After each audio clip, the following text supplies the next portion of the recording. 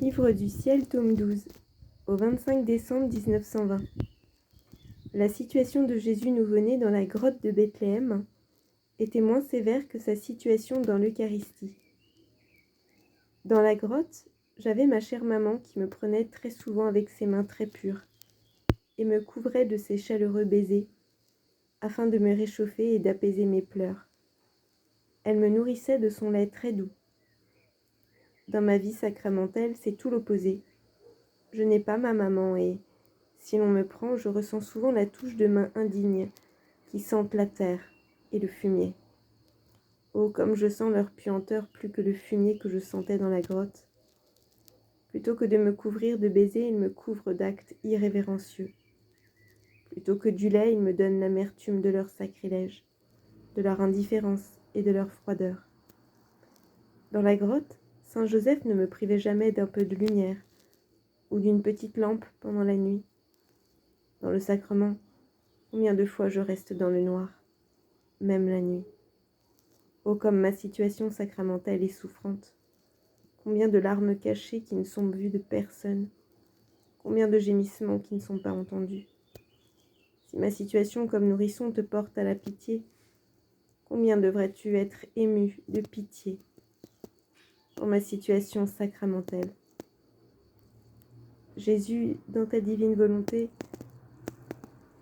je viens te retrouver dans toutes les hosties consacrées de tous les temps, pour avec ma mère, t'entourer de nos mères d'amour, de nos mères de souffrance, te consoler par nos baisers, nos étreintes, et par ces mêmes baisers, sceller le baiser de toutes les créatures, leurs étreintes, t'apporter tout l'amour au nom de tous, et même prendre ta puissance créatrice, ton immensité d'amour et ta lumière immense, pour produire assez d'amour, le multiplier, au nom de tous, pour tous, te retourner toute la lumière, dont la Trinité jouit au ciel, pour pouvoir t'illuminer de ta propre lumière, te donner aussi assez d'amour pour te réchauffer, te donner tout l'amour du Père, tout l'amour de l'Esprit Saint, tout l'amour des anges, des saints, mêlés au tien, pour diviniser cet amour. Jésus, que nos je t'aime sèchent tes pleurs, réchauffe tes membres endoloris. Que nos je t'aime effectivement réchauffe les membres endoloris de ton Église. Qu'à travers toi, nous puissions opérer guérison, libération, pardon. Nous entrons avec toi dans tous tes actes, Jésus, pour les faire nôtres et tout investir de nos je t'aime.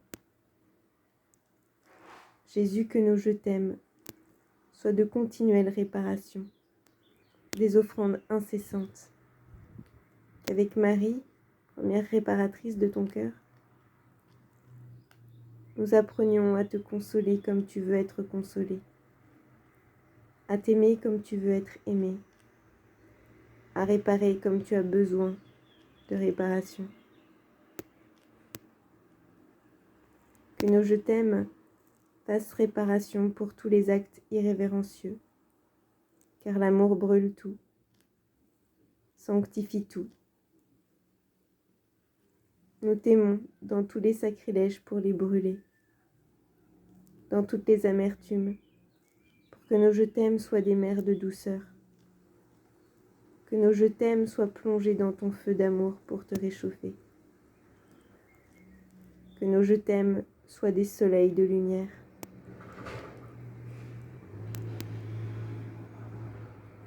Jésus, que nos je t'aime soient un je t'aime vivant par ta vie, un je t'aime éternel. Que nos je t'aime t'apportent des mers de joie, les mers de bonheur et de béatitude du ciel. Jésus, un je t'aime en chaque battement de nos cœurs, un je t'aime perdu dans la palpitation de ton je t'aime.